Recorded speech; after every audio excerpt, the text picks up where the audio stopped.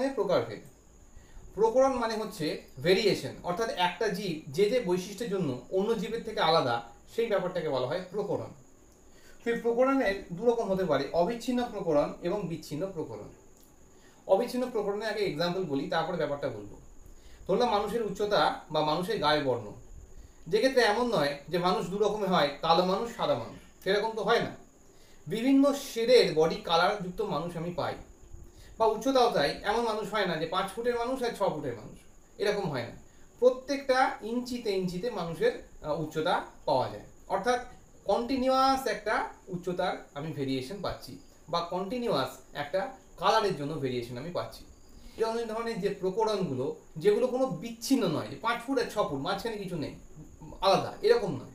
একদম 5 ফুট 1 ইঞ্চি, 5 ফুট 2 ইঞ্চি, একদম পরপর পরপর করে 6 ফুট পর্যন্ত উচ্চতার আমি ব্যক্তি পাবো।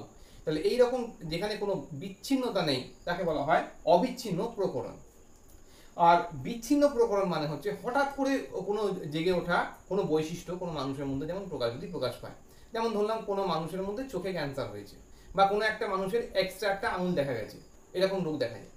এই ধরনের যে বিশেষ বিশেষ জনগত বা জিনগত যে রোগগুলো দেখা যায়, সেই জিনগত রোগগুলোকে আমি বলবো বিচ্ছিন্ন প্রকরণ।